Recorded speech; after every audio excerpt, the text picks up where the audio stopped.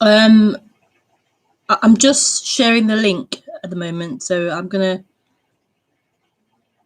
speak and then I'll ask open for questions. So just give me a few moments to set up everything, and then you can call.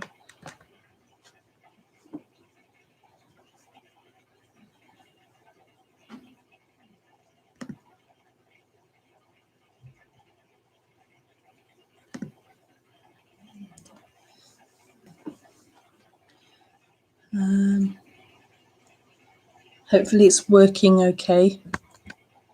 I have a new setup again now, so just getting used to how to do this again in this new way.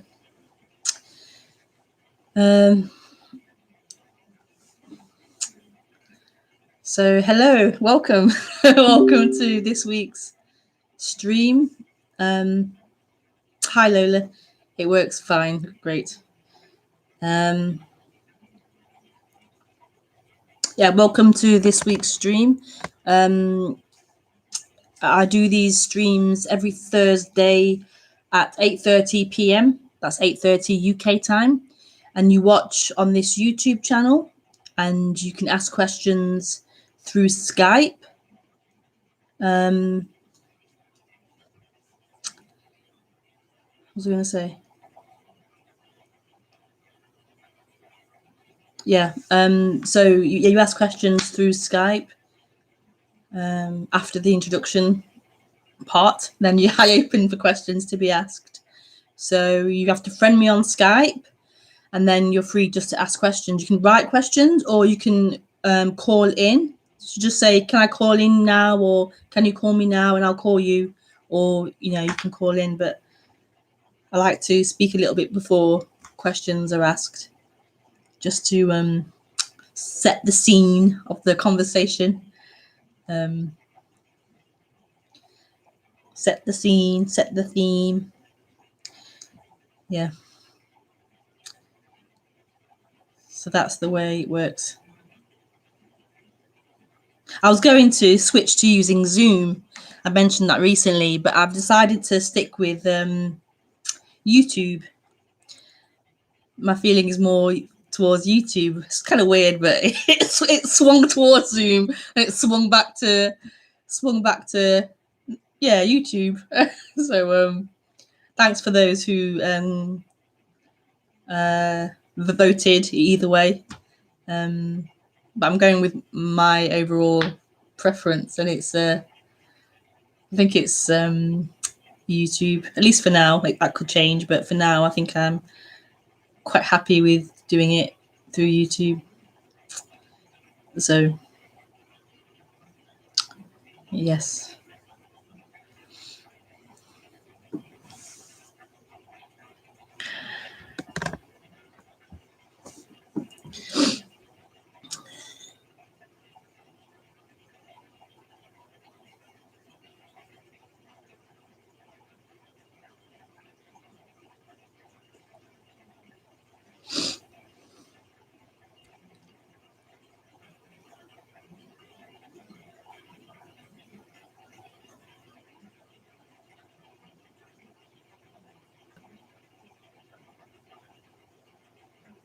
So I tend to just sit for a bit and just I sit for a bit and just kind of like wait until I feel to speak, until words come to speak. And then speaking happens. And then Skype happens.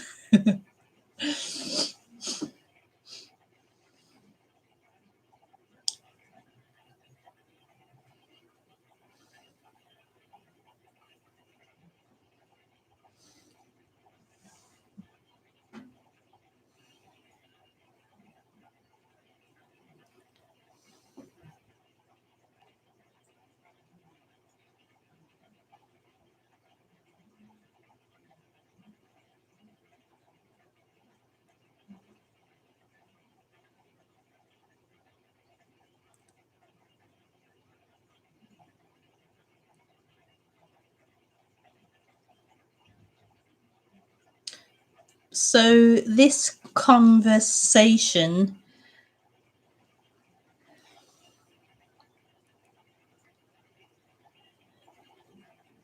is is about a wonderful subject, which we tend to call non-duality. Advaita Vedanta in Hindu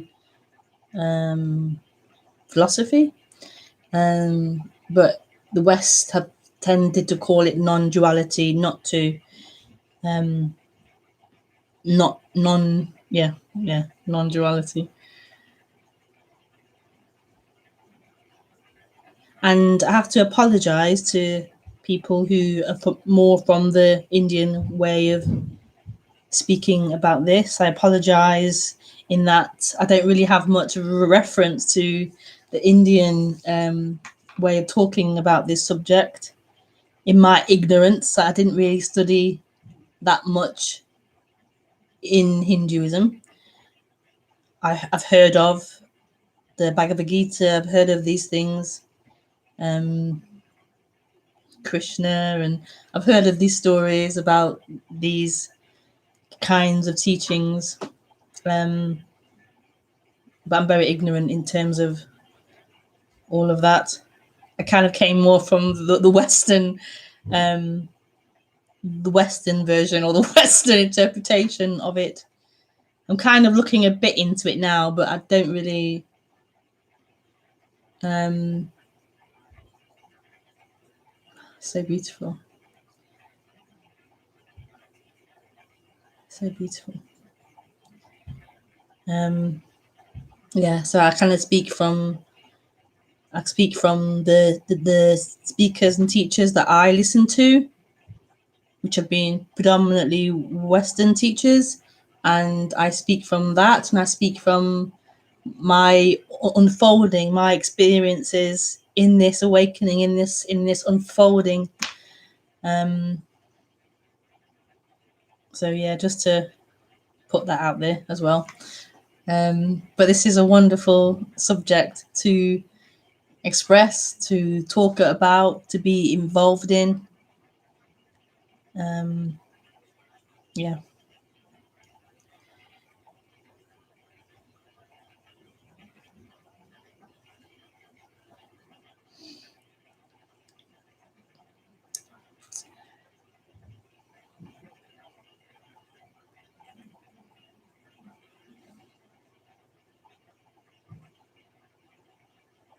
So I've called this something eating it up, or something, eating up experience.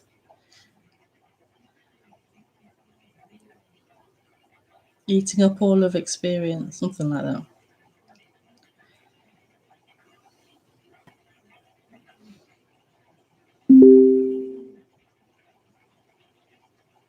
Thank you. Yeah, eating up all of the experience. Yeah. Thank you, Lola.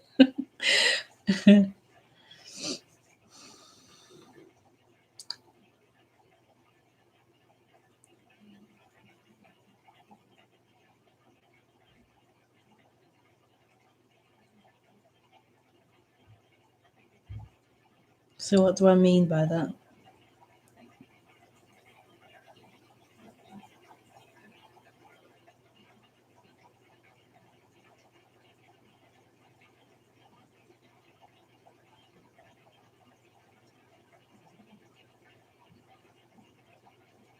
What I mean by that is,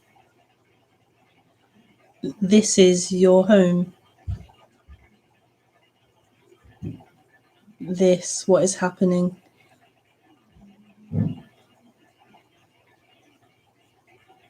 This is home.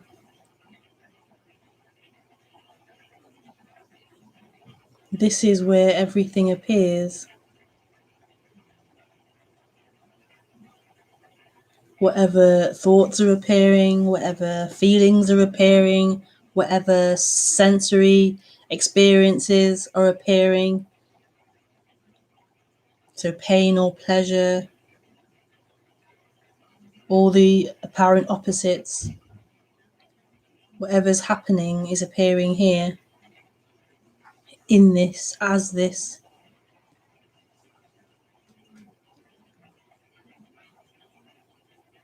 So what's being pointed to isn't something abstract, isn't something far off in imagination, or far off in time, or far off in not what's happening.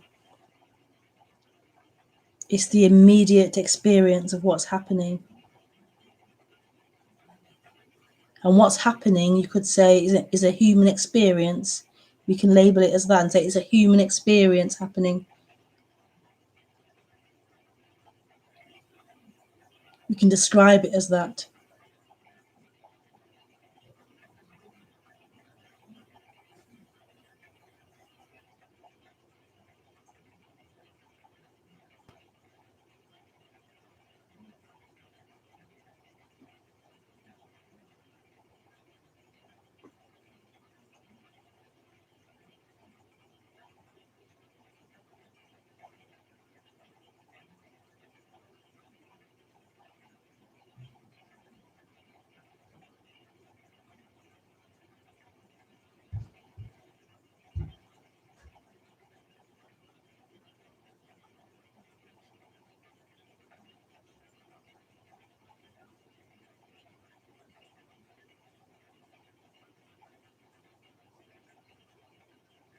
And in the human experience, we have the experience, the idea of time, the experience of time, with the ability to imagine or to remember.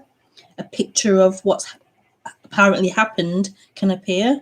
We call the past, and we can project and imagine a future, tomorrow, the next minute. We have that ability with this brain to, it isn't that we're doing that, it's just a part of the functioning of the brain. It can produce pictures, and we can say past, and we can say future. We can even say a picture of now can appear.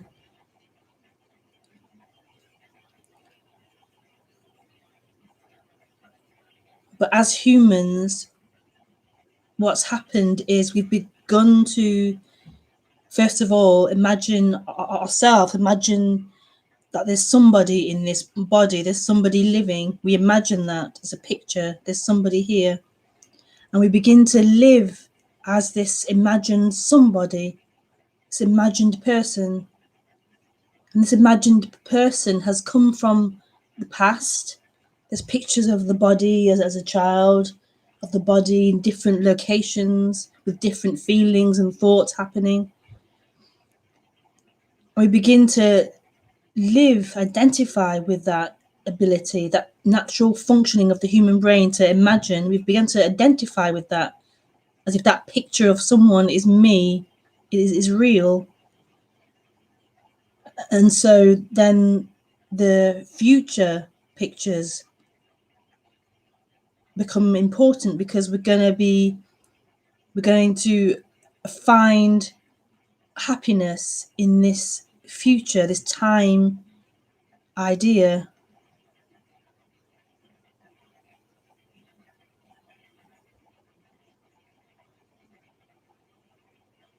And so you could say what is happening is rejected over the idea of time.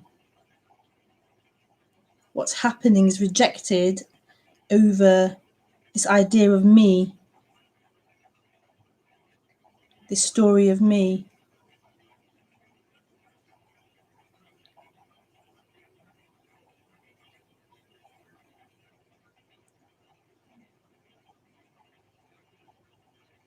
And so what is being spoken about, at least here, is, I won't speak for other speakers, because I have no idea, but what is being spoken about here is that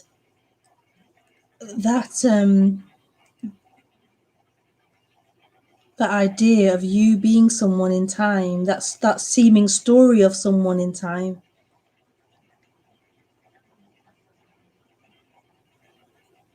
being revealed to be that, to be an idea, to not be the experiencer.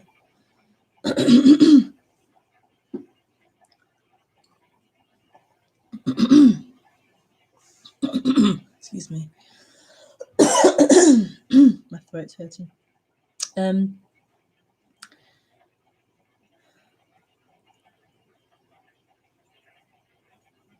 So that's quite a radical thing for that story of someone, that story and description of someone, to not be the experiencer, for that to be an experience, an appearance appearing. It isn't a denial of that appearing. It's ability of the let's say the brain to produce thoughts and ideas of, I'm going to the kitchen now, I've been shopping this morning, I'm tired, or whatever it is. That is a part of the human functioning. It's not a denial of that. It's not a removal of that functioning. What is being spoken about is that not being true, that not being the experiencer. So that one saying, I'm sitting here listening now to Rebekah, to this stream, that not being a reality, that not being the true reality, that being a description happening, that being a story happening, but not being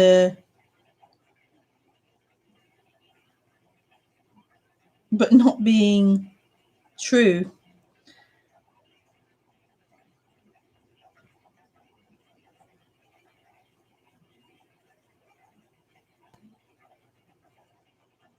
So it seems to be a changeover.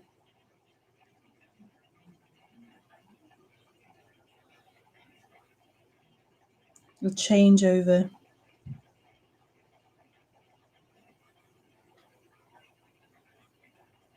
But that changeover isn't for that illusory person. It's not a personal changeover.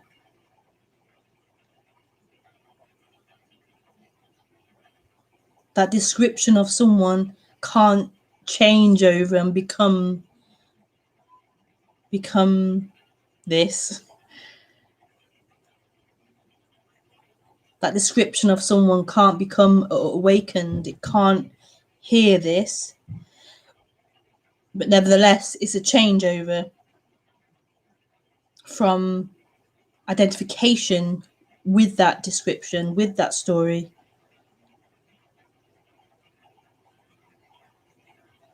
Like an emptying out of that story.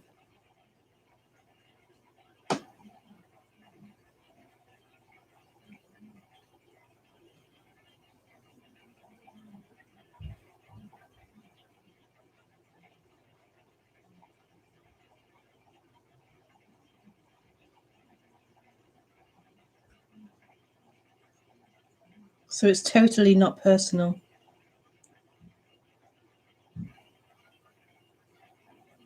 It's totally undefinable by a human.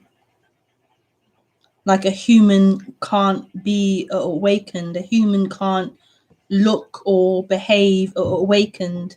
The human is the human. The difference is the emptiness of that human, like the emptiness or the fullness of that human is no longer being owned or held.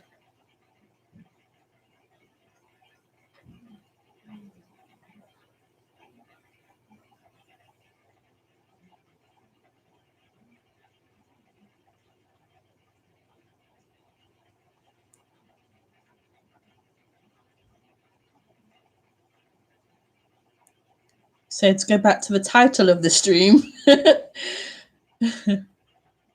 eating up all of the experience.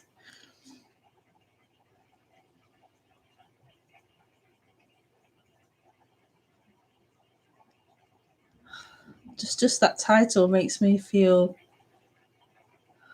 really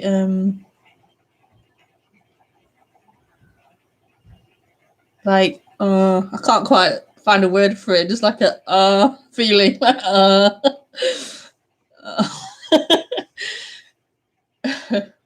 I'll try to put words to that feeling.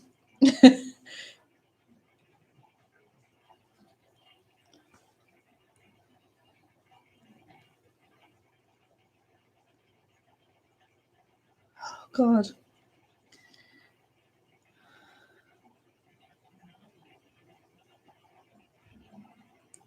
I can't put words to it.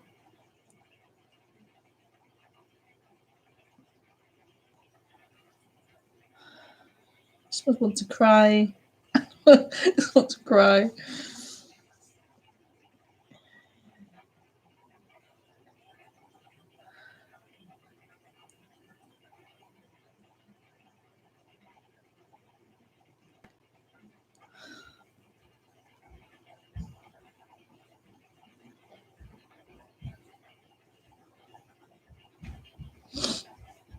I'm about to mute the microphone.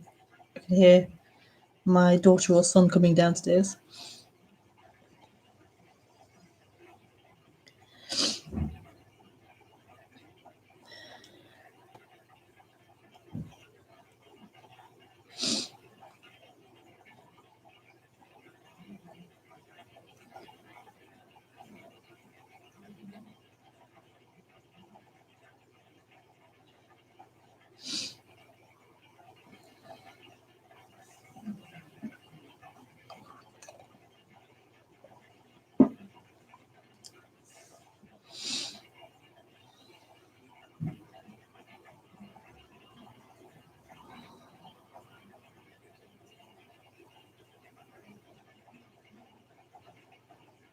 So an eating up of all the experience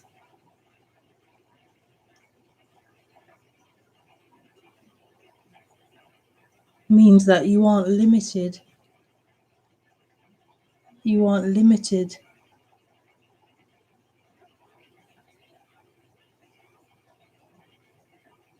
That everything that's appearing, everything that's happening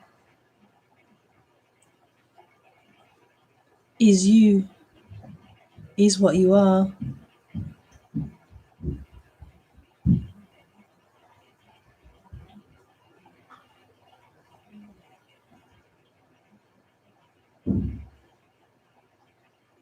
You aren't limited to just this idea of a body, this idea of a character or personality. You aren't limited to that. You are everything that's appearing, not just thoughts, the sounds, the sights, the textures, the feelings, the emotions, all experience.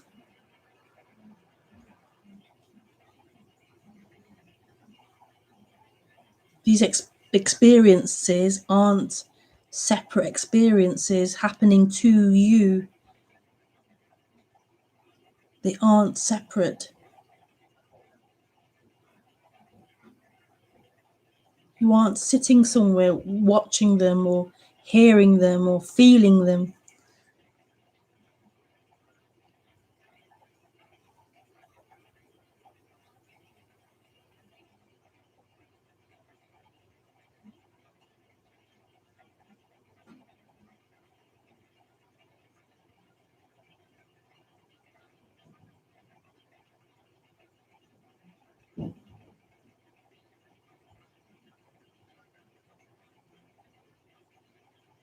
This is what you are.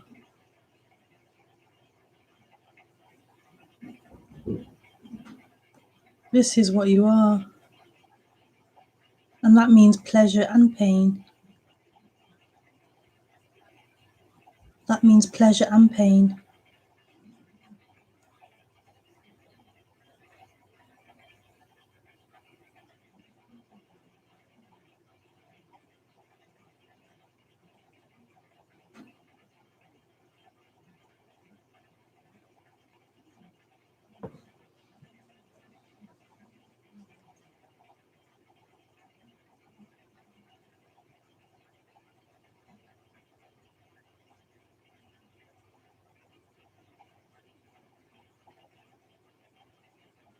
So there may be an idea that this is about you getting somewhere, you moving through time and getting to the final point, the final place. But that's an idea appearing. That's an idea which isn't true.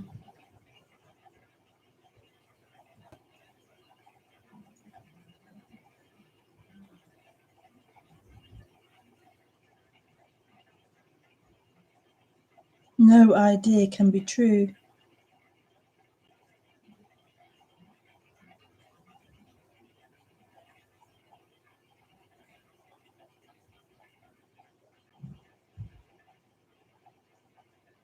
This isn't about you getting somewhere. This is about this. What is happening? Whatever happening is happening. It's a disappearance of a seeming resistance, a seeming observer of this, and a full-on experiencing of this, the full-on experience of what is happening.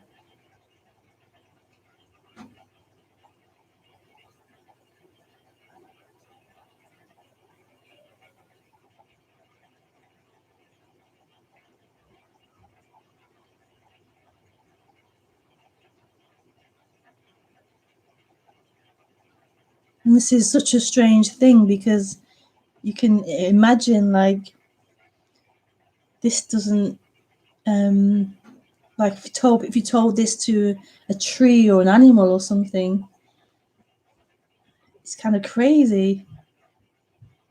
But in humans, we've been identified with this story of time, this thought story.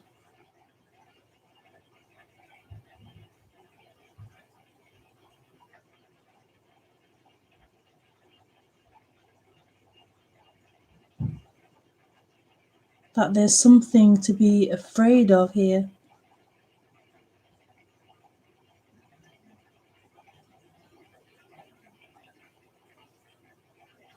That there's something to avoid here.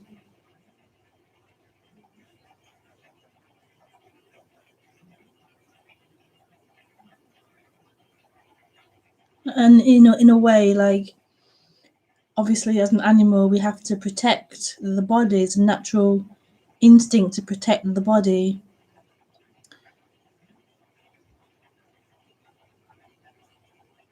To survive and protect the body.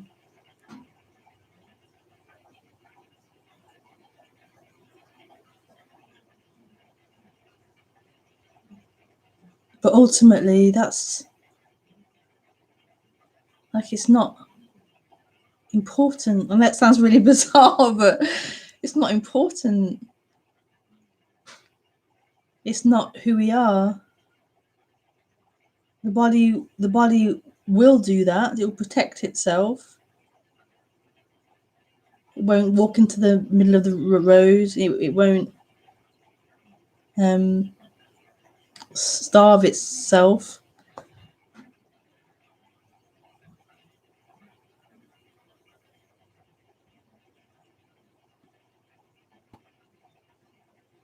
But it has nothing to do with you. It has nothing to do with anything. Like, it's so impersonal. Life is so impersonal. But it's happening. It's happening.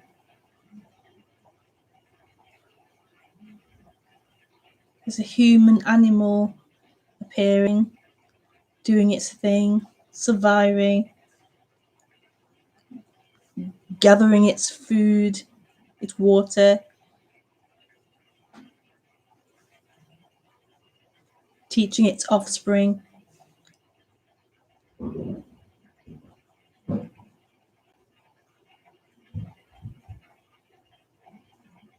It's totally impersonal. And yet it is.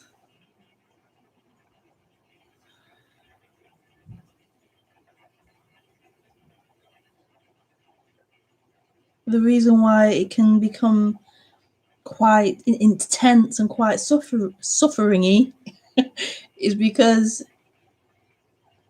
identification happens with that story, with that seeming human.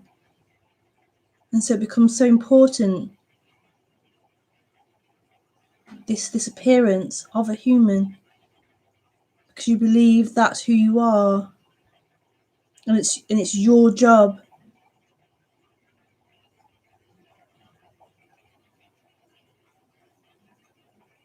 That this is your job.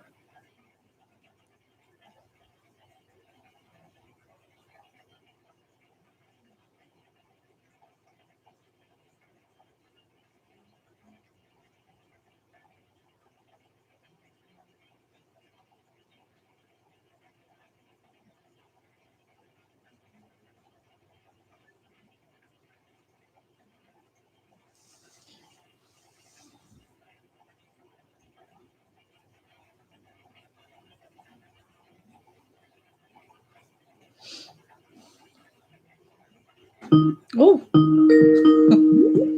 I'll just finish off, Jim, before I call you. I haven't quite brought it back round to the title of this to the stream, but hey ho.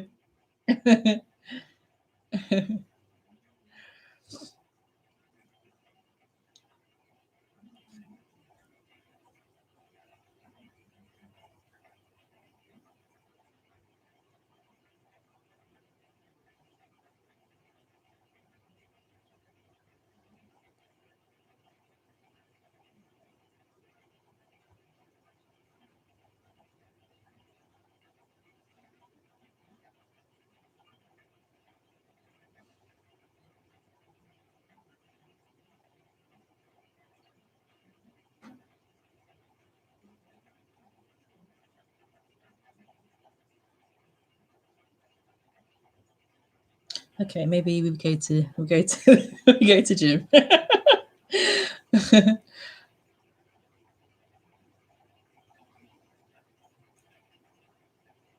Yeah, we go to Jim. Okay, that's fine, Jim.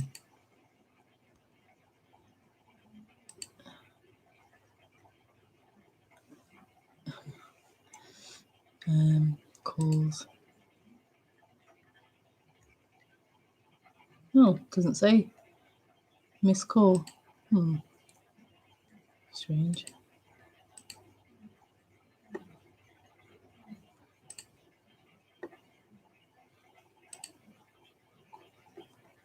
I can't find you, Jim.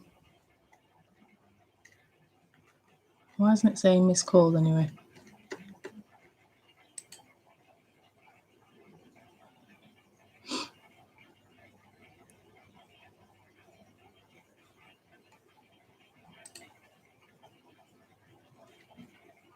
Okay, I'll type your name in. Jim. Oh.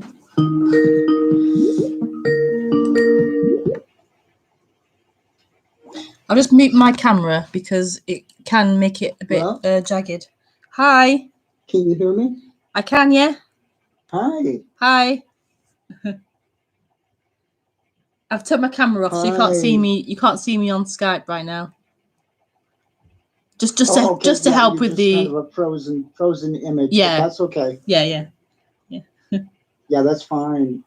Yeah, thank you so much for doing what you're doing, and I love eating up all of the experience. And what at first hit me deeply was that it's probably different than maybe something was coming from you, but it was like neglecting. So much of my mind wants to neglect things and not visit things, and cut everything short in my head, and it was eating up everything. Oh, I can be all inclusive here. Yeah. And it felt deeply, that deep resonance of just accepting everything. And anyway, I love the title. Yeah. Yeah, it's beautiful, really beautiful. And the other thing, I don't have a question will come out of this I've been at this seeking business for a long time. And I've noticed what's happening the last few years is that my days are just, it feels like alternations, just many times during the day, I will feel just a sense of neutrality, a sense of awareness, a sense of peace, and pretty much a sense of not being identified with what I call typically Jim. Yeah. But then it goes into a thought pattern and I get almost unconscious with the thoughts. And then I come back and then my mind goes, gosh, I wonder how I can keep I wonder how I can keep this neutral presence part, and start scheming. Yeah. And then going to teachers and books and all that stuff that I've done for years.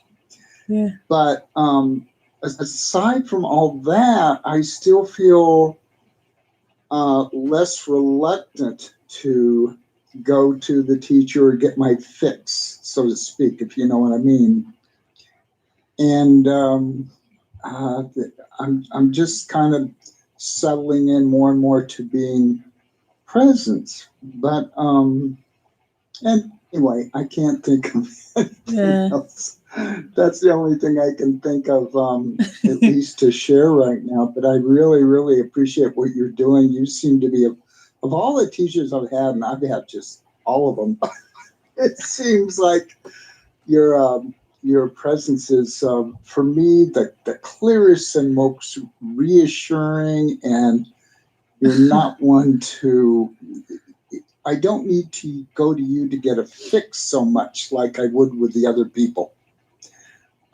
There's something about that. So yeah. Oh. Thank you. That's lovely. That's really lovely. But I'm calling from Arizona, USA. Okay. So yeah, but it's yeah, it's beautiful. It's really interesting times that we're in with the Corona thing. But I don't feel anything bad at all about it. I just feel kind of neutral about it, and God, it's just a place to be in. It's even more pointing to spending more time alone, and you know. Yeah. So I think it can be a benefit in many ways. Yeah. I agree. Definitely. To have like most of the globe is like stuck indoors and having to sit with themselves and not be occupied with so much stuff is quite interesting. Right.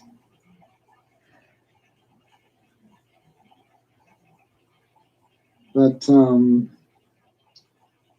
yeah, maybe you could, if it comes to mind about just this, it seems like just a steady, almost oscillation with me of going into more presence, and then going back into the mind, just this all, and maybe it's a typical thing that people go through, but what your take on that?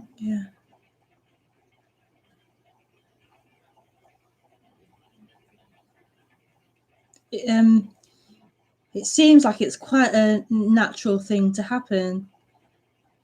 I mean,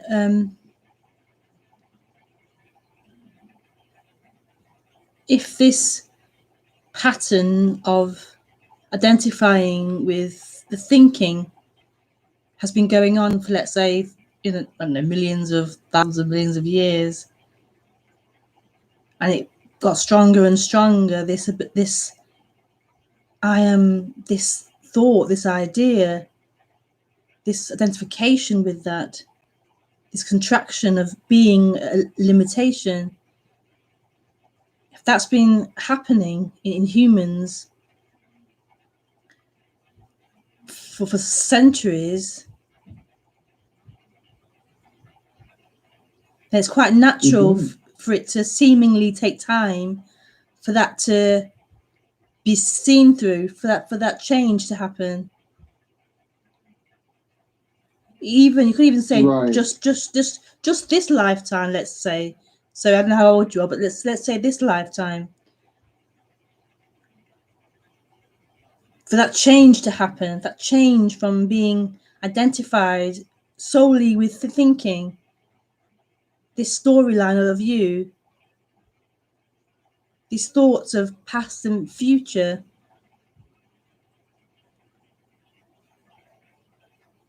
And for that to be all there is, just these thoughts, just this story.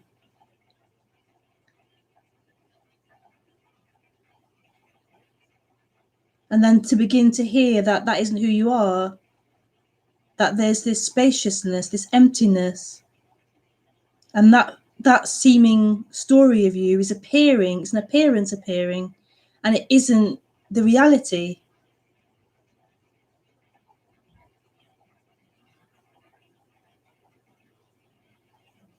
It's quite a radical change. Right. From being an idea, an appearance, a seeming thing, to not being that. So it's felt as if you've been in this body listening and doing and thinking and deciding and living, and that's not been true. It's never been true. Yeah. It's quite natural for there to be a habit of believing that, of living as that. Yeah. You said something a few months ago, and I wrote it down. It was something like, none of your thoughts are true. And I wrote that down. And I thought, oh my God, I love that saying. I was like, oh my God, it just was like, took so much pressure off. Yeah. It's just this constant stream of stuff that's been going through my head for my entire life, that I've thought of gospel, including the craziest opinions. Yeah. It's been all gospel. Yeah. And now I can just go, oh, it's just some more fiction. Yeah. And you laugh so much. Oh my God. Yeah.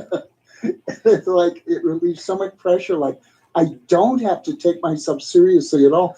I don't even have to take myself at all. Yeah. Yeah. Plus or minus. Yeah. And yet it's So, totally amazing. Oh my God. Yeah. And yet it's totally lived. It's totally a human. It's totally feelings and thoughts, and it's totally lived. Like, it's not like it's sitting there in silence and there's nothing happening. It's totally lived. It's totally full.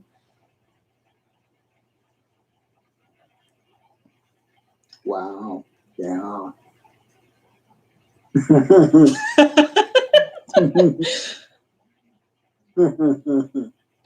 Oh, wow. Oh. It's really precious. Oh my goodness. Beautiful. It's just unimaginable. Unimaginable. Oh yeah, right. Because especially because we're so programmed to get relief somewhere else other than ourselves. Yeah. Through another person, through a vocation, through more money, through sex, for whatever it is. Yeah. Something's gotta fix me. It's always the next moment or the next thing. Yeah. But oh my God, it's just totally subtracting or just allowing, or none of the words really work. No. My God, I've had so many glimpses, but even the glimpses, you can just watch those and laugh and just,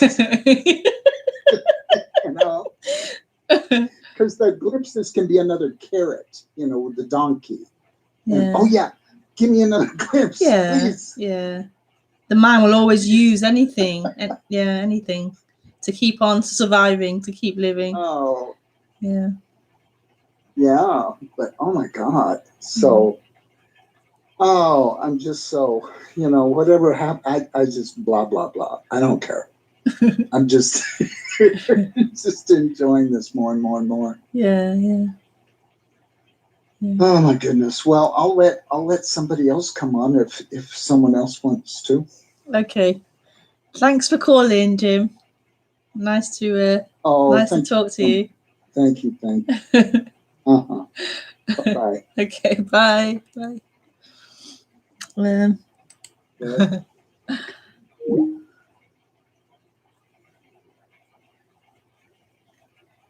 Oh, I've spoke to you before. A lot of text here. Well, not a lot, but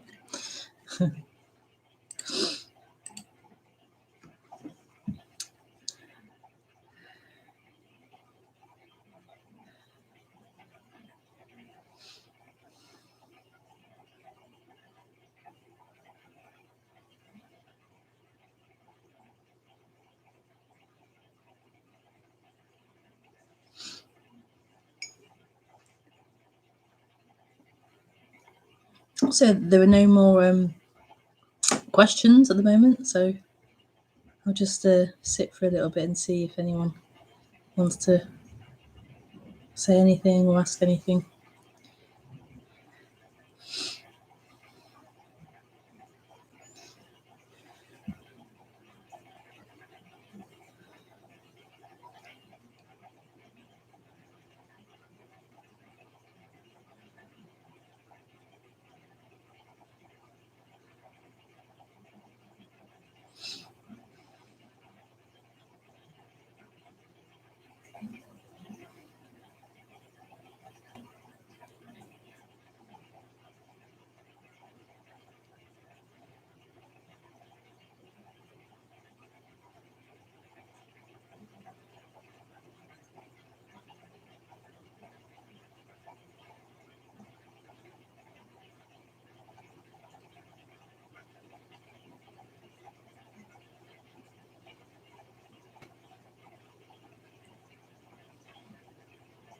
It's gone quiet.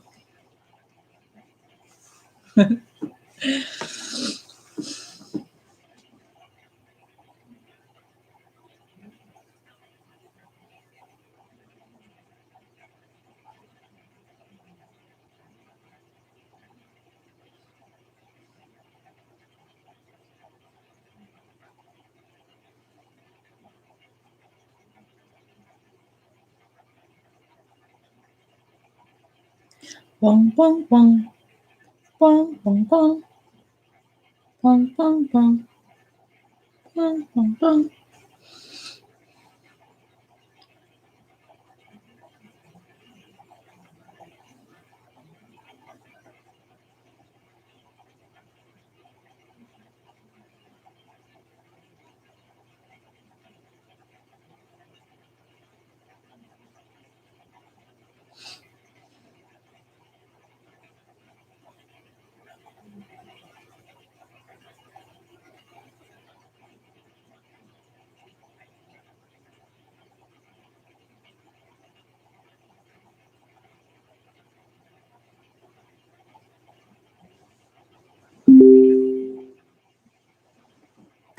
Hi, Deepa.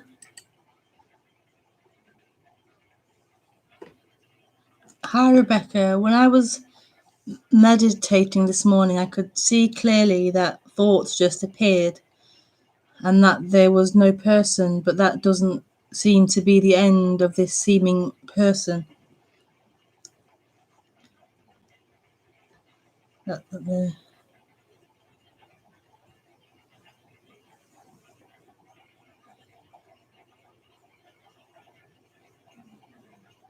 So where's the person? So it was seen clearly that thoughts just appeared.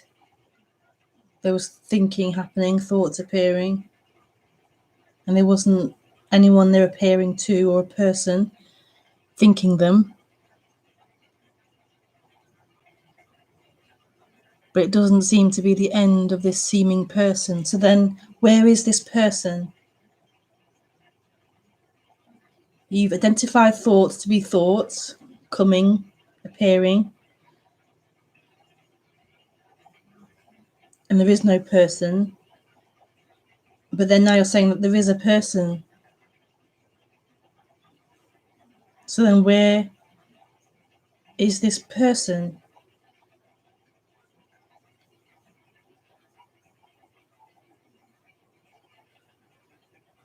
Is it another thought saying there's a person? Or a feeling saying there's a person?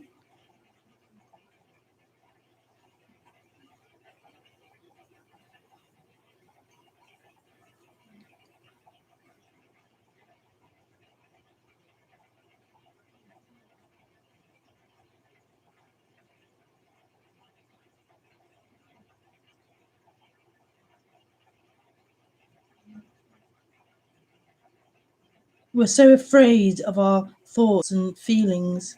It's not even but our thoughts and feelings. We're so afraid of these thoughts and feelings, as if they're going to kill us. I can't identify a person, but there seems to be a feeling of a person that exists in the body. So there's a feeling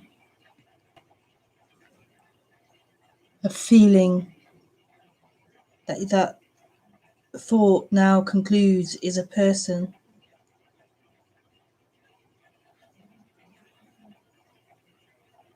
Okay. So does that thought and feeling have to be taken as truth? Does that thought and feeling, like it appeared, so it can't be a consistent thing? So it's appearing now. Okay. Is that thought and feeling, what it's saying, is it true?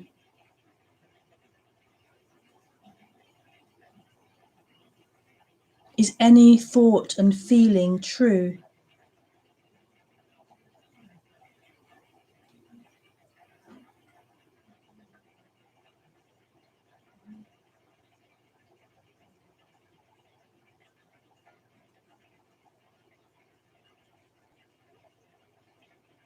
And this is like true meditation, actually. Seeing thoughts and feelings appearing for what they are, like clouds.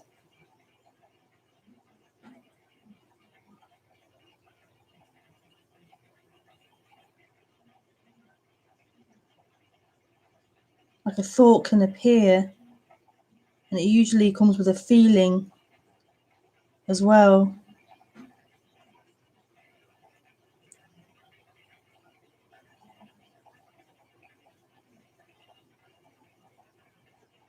And it's like the mind wants to run off with them, run off into meaning and run off into resolving and solving this problem of a feeling appearing, solving this thought story. And this is the habit that's happened in humans. Identification with thoughts and feelings.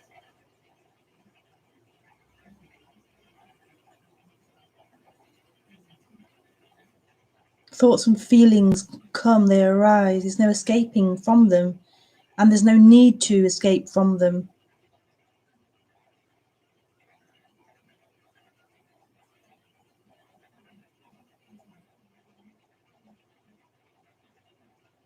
We believe it's in escaping from them we'll find a resolution.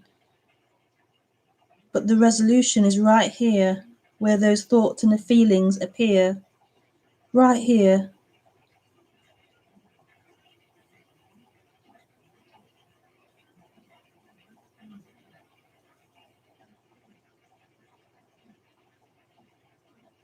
And this, I would say, is the painful part of awakening.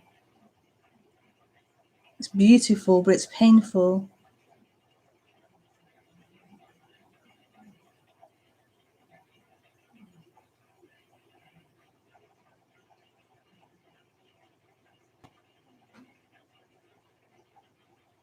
that you aren't being hurt by who you truly are, can never be hurt by thoughts and feelings.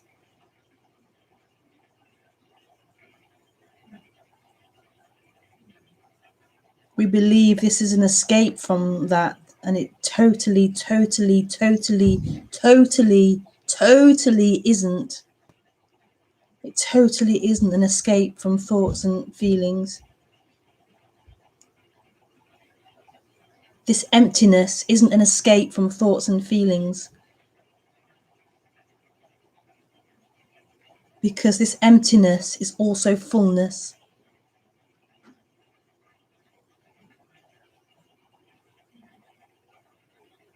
So abiding in there's no one here, it's empty, isn't going to work really, because thoughts and feelings will happen. Pain will happen. Life will happen. Life's happening. And it's painful and pleasurable. And you want to escape this. But this is dying to this. A total death, a total eating up of what is happening.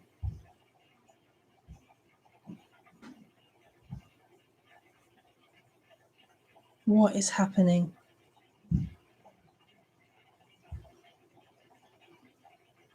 And this can't kill you.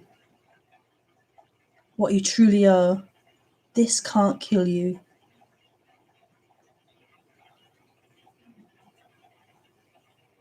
Feelings can't kill you.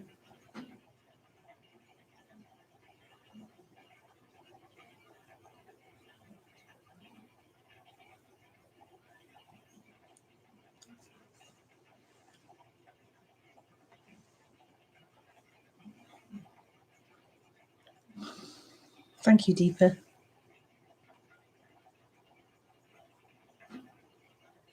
It's really beautiful. Really beautiful. Waking up to what you are.